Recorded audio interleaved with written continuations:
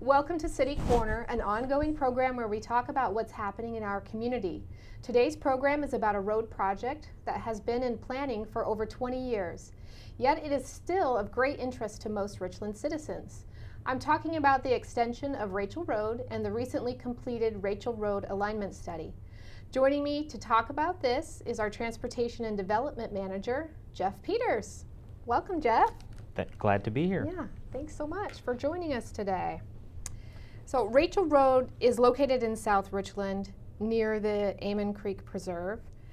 Can you explain the Rachel Road alignment study and the current status? Yeah, the study was initiated because of some controversy when the Clearwater Creek development came in for review. The alignment had always been, or has been, in the comprehensive plan, in our regional transportation plan, and our city transportation plan for years as a future project. So it never really was in the forefront until a development came in, and at which time they were required to start constructing some of it. And that was a residential development, And that was correct? a residential development, correct. And so when that happened, the public got very involved and concerned about having a road cross the preserve. And so that came to fruition at a TIP hearing, and consequently as well with the Clearwater Creek plat approval process. And so it was during that time that the city said, you know, this is an important issue for our citizens. We need to figure out where this line needs to go.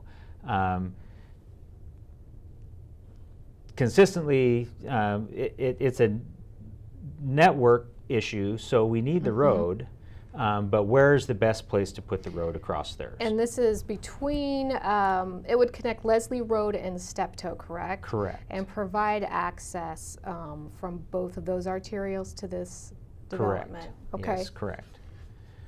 So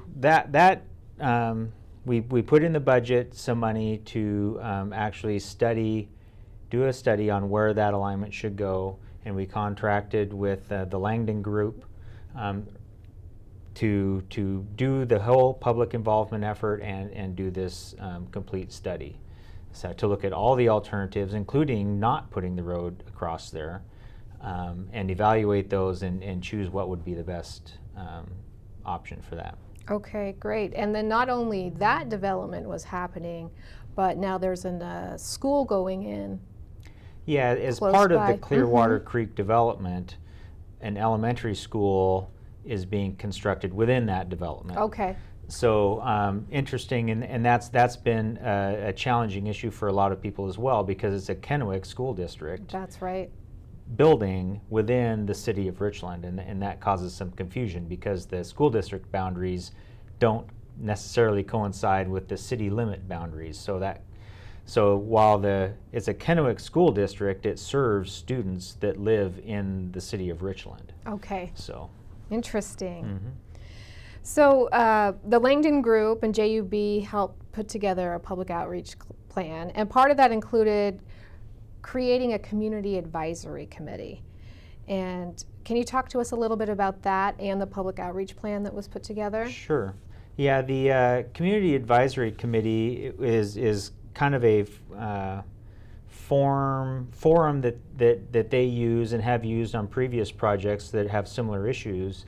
What they do is they go out and they interview one-on-one all the stakeholders that they can possibly think of, and to identify issues that are out there. And so then they select members that can represent those issues on a smaller committee, so you're not trying to deal with hundreds of people's comments all at the same time. So they selected a committee, and the way that process worked going forward is there were 3 community advisory committee meetings and 2 public open houses in that process. So the community advisory committee was there to really kind of steer and evaluate all the different come up with the evaluation criteria, what was important, how to weight that criteria, and help present that criteria to the public at the open houses, select alignments, review those alignments, and ultimately come to a preferred alignment based on all that analysis. And then all of the stakeholders, all of those groups, organizations who are directly affected by it, all have a say in it and are all able to help. Right, and move the yeah, so project those along. community advisory committee members would go back to their constituents or the general public that had wanted to get input and could contact them directly and talk to them about the process. And it was a way to kind of consolidate some of those comments and make those comments heard in the Sure. actual meetings. So how vital were the open houses and the outreach as it related to the final recommendation of the alignment? I think it was very critical because there were a lot of issues that were brought up in the open houses to help refine and define some of the criteria used to evaluate what's important, to the community, and how important is that to the community, and that really helped shape where the preferred alignment was selected. What were some of those criteria? Can you think of some? Well, some of the biggest ones was just trying to keep the preserve intact as much as possible. So the least amount of impact as possible. well, the least amount of impact, but particularly not splitting it up.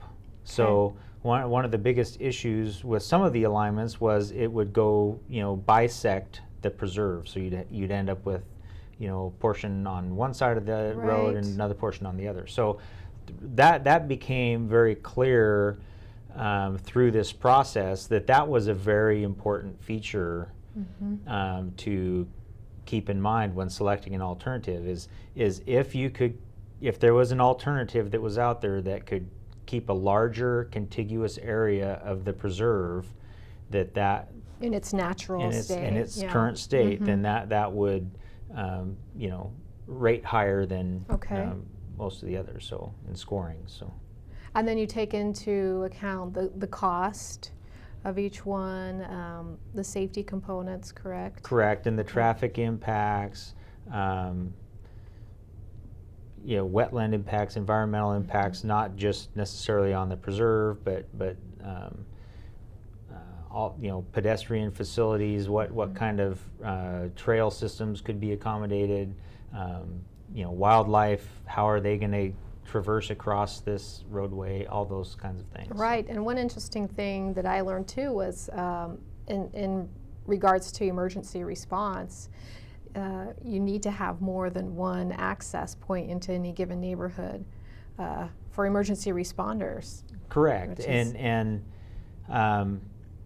so yeah, there was analysis done to look at the different routes, with or without that alignment, and where those alignments were located, and travel times from the various fire department facilities and future facilities, and how that could happen. So, and particularly with the school being constructed there, that was another very important element is access to the school, not only for emergency vehicles if necessary, but as parents and students as well. And buses, being able, a lot of that, the boundary for that school is going to have a lot of students that are to the west of Leslie Road in there. So how are they going to get their students to school, and would they be impacting other residential neighborhoods by having to drive through other residential neighborhoods to get there, versus having a collector type road that they could use instead of driving through people's neighborhoods. So something to keep in mind. So how many alternatives were there that were under consideration?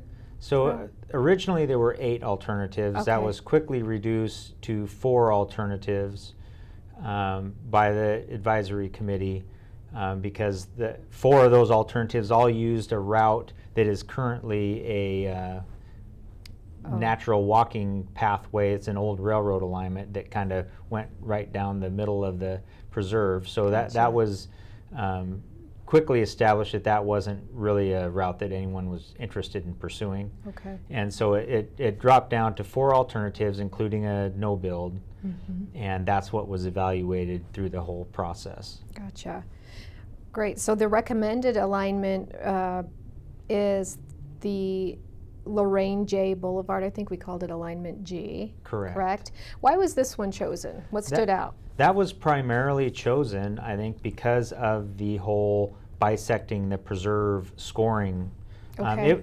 All the alignments really scored relatively close to each other, and the Lorraine J and alignment E, I think it was, just to the north of that, were scored fairly close together. Okay. So.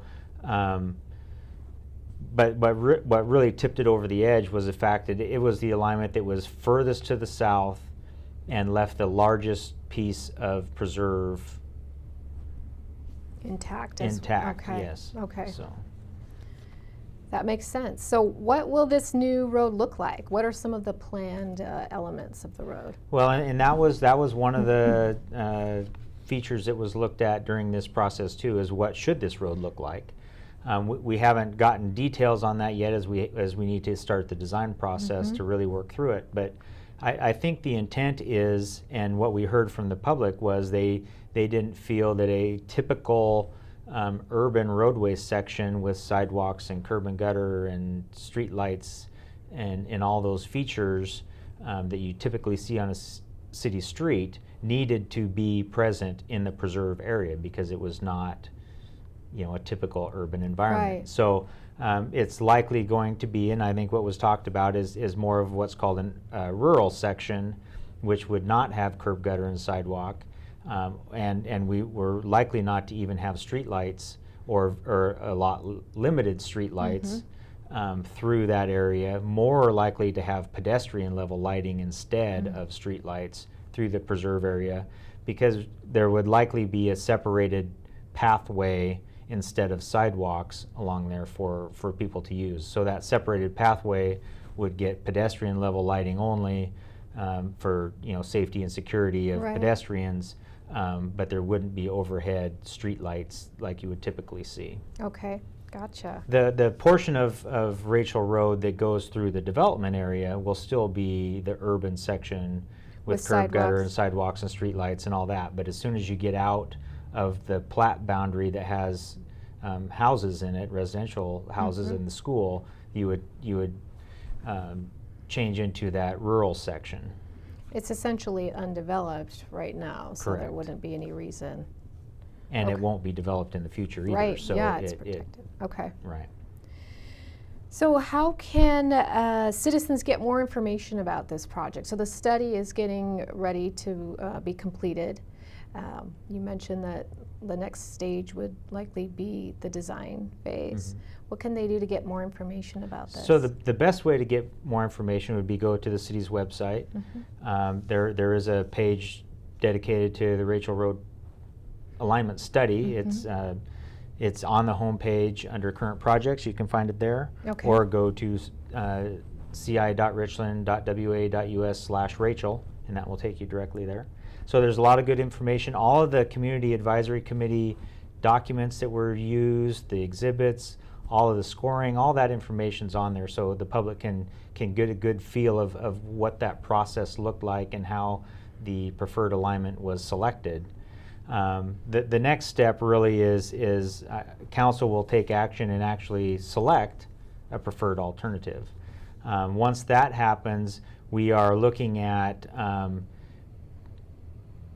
putting some budget into the 2018 budget to actually start doing design work on the project. One of the things that people need to be aware of is what we've done so far is just a study. It's an alignment study. It's not environmental work for permitting. It's not design work for construction or anything like that. So we haven't even started that process yet. This was strictly just to figure out where we need to start doing that work. So.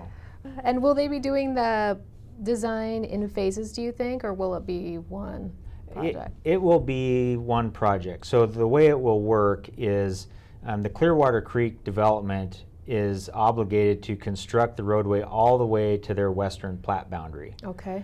Which includes that portion of land that will not get houses on it.